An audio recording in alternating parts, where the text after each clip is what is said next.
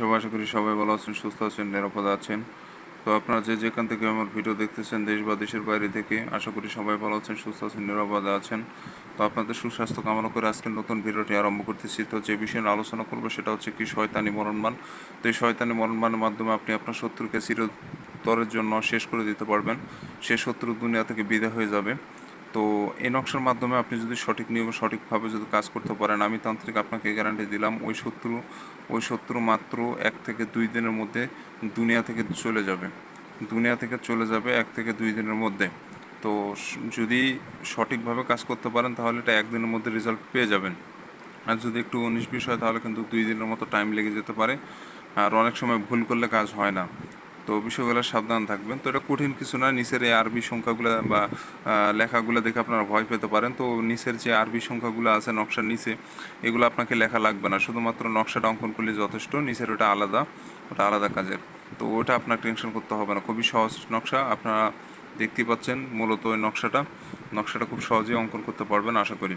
তো অনেকে আছেন যারা শত্রু জ্বালা অতিষ্ঠ হয়ে গেছেন, শত্রু নানানভাবে আপনাকে বিপদে ফেলতেছে, জমি জমা থেকে শুরু করে বিভিন্ন ধরনের সমস্যা নিয়ে ঝগড়া হতেই পারে, শত্রুতা হতেই পারে। তো এই শত্রুতা এমন পর্যায়ে চলে যায় যে তাক বাঁচিয়ে রাখলে আপনার কাছে তা কঠিন হয়ে যাচ্ছে।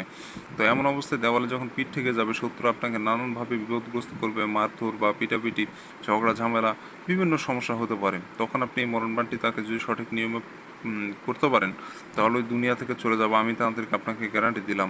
ওই শত্রু দেশে থাক, দেশের বাইরে থাক, পৃথিবীর শেষ প্রান্তে থাক, সেটা কোনো ব্যাপার নয়। সে যদি দুনিয়াতে থাকে অবশ্যই এই কাজটি 100% সফলতার সহিত প্রয়োগ করতে পারবেন। তো বন্ধুরা, এটা সম্পূর্ণরূপে কুফরি কাজ, আর এই জন্য ভুলভ্রান্তি করার চেষ্টা করবেন না। আর বিশেষ করে বানের কাজে একটু 19-20 বা ভুলভ্রান্তি করলে কিন্তু আপনার নিজেরই উপরে বান প্রয়োগ হয়ে যেতে পারে। অতএব আপনারা ভুলভ্রান্তি করার চেষ্টা করবেন না। কমপক্ষে এই ভিডিওটা 2 থেকে 3 বার দেখবেন, নিয়মগুলো বুঝবেন, জানবেন, শুনবেন, তারপরে আপনি কাজ করবেন।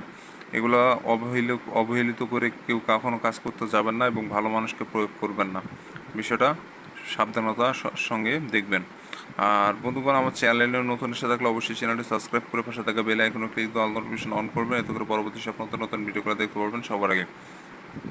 তো আমি প্রত্যেকদিন একটা করে ভিডিও দিয়ে থাকি আপনাদের মাঝে, অবশ্যই চ্যানেলটি সাবস্ক্রাইব করে রাখবেন। তো বন্ধুরা, আপনি শত্রুকে যদি বান মারতে চান তাহলে এই নকশা আপনাকে মূলত অঙ্কন করতে হবে একটা সাদা কাগজের উপরে। তো বাজার থেকে সাদা কাগজ কিনে আনবেন। একটা জিনিস মাথায় রাখবেন, কাগজে কোনো প্রকার নোংরা আবর্জনা যেন না পড়ে থাকে। চকচক ফ্রেশ পবিত্র কাগজ হতে হবে, কোনো প্রকার নোংরা আবর্জনা স্পট যেন না পড়ে থাকে।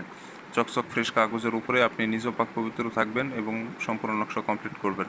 এবং যে জায়গায় বসে নকশা লিখবেন জায়গাটাও যেন পাক পবিত্র থাকে, বিষয়টা লক্ষ্য রাখতে হবে আপনাকে। আর এই নকশাটা মঙ্গলবার এবং বুধবার এই 2 দিনে যে কোনো একদিনে আপনি লিখতে পারবেন। মঙ্গলবার এবং বুধবার এই 2 দিনে যে কোনো একদিনে আপনি নকশাটা লিখতে পারবেন। এই দিন ব্যতীত অন্য কোনো দিনে নকশা কাজ করবে না। যদি আপনি লেখেন অন্য কোনো দিনে, শুক্রবার বা শনিবার, তাহলে নকশা কাজ করবে না। আর এটা প্রদীপে জ্বালানোর নকশা বা পোড়ানোর নকশা।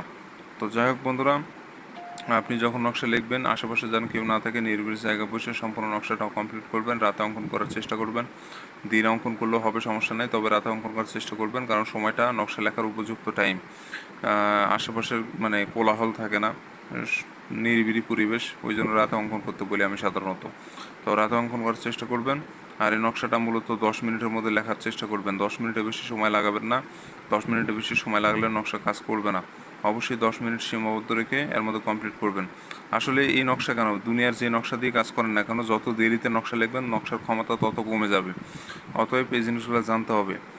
আর দ্রুত অঙ্কন করার চেষ্টা করবেন, দরকার হলে প্র্যাকটিস করবেন। প্র্যাকটিস করে আপনি লাস্টে অল্প সময়ের মধ্যে কমপ্লিট করবেন। আপনাকে তাড়াহুড়ার কোনো প্রয়োজন নেই, জেনে বুঝে তারপর কাজ করবেন। তো আশা করি বুঝতে পেরেছেন, না বুঝার কিছু নাই, আমার মতো করে অন্যকে আপনাকে বুঝে দেবে না। তো যাই হোক, এভাবে যে নিয়ম আছে সেই নিয়ম অনুযায়ী আপনাকে যেগুলো বললাম ওই অনুযায়ী আপনাকে কাজ করতে হবে। এবং নকশাটা আগে অঙ্কন করার সময় স্কেল একটা নিয়ে দাগ টেনে কুশি টেনে অঙ্কন করতে হবে। আপনি কোনো প্রকার তেড়া বেহা করবেন না।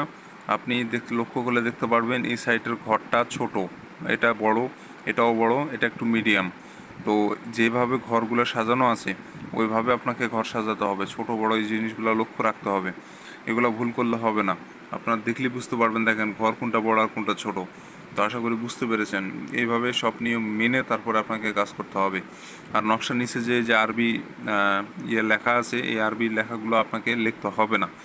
ওই আরবিটা আপনাকে লিখতে হবে না, শুধু নকশাটা অঙ্কন করলেই হবে আপনার। তো যাই হোক বন্ধুরা, যখন কমপ্লিট হয়ে যাবে নকশাটি, নকশার নিচে আপনাকে নাম দিতে হবে। প্রথমে দিবেন শত্রুর নাম, তার নিচে শত্রুর পিতার নাম, তার নিচে ঠিকানা। তো এটা বাংলাতে লেখেন, সমস্যা নাই, তবে নামটা পুরোটাই দিবেন, পুরো নাম লিখবেন। যেরকম মুসলিম হলে মোহাম্মদ দিয়ে শুরু হয় এবং শেষে পদবী সহ পুরো নামটা আপনাকে দিতে হবে। তো এভাবে করে সম্পূর্ণ নকশা কমপ্লিট হয়ে গেলে নকশাটা আপনাকে প্রদীপে জ্বালাইতে হবে। এখানে লেখা আছে প্রদীপে লিখিবার, তো এটা প্রদীপে কোনোদিন লেখা হয় না, প্রদীপে জ্বালানো যায়। তো প্রদীপে আপনি জ্বালাই দিতে হবে এই নকশাটি সম্পূর্ণরূপে। তো প্রদীপ বলতে কি বোঝায়? প্রদীপ বলতে অনেকে বাতি বলে, বিভিন্ন তেল দিয়ে জলে, আগের মানুষের সাধারণত বুঝতে পারবে এই জিনিসগুলো, এখনকার মানুষ তো বিদ্যুৎ ব্যবহার করে অভ্যস্ত, এগুলো জানে না। তো তো আপনার প্রদীপ না হলেও হবে, আপনি একটা কাপড়ে আগুন ধরাইবেন, একটা ছোট একটা কাপড়, কাপড়ে আগুন ধরায় আপনি ওই আগুনে নকশাটা পুড়ে ফেলতে পারেন, সমস্যা নেই।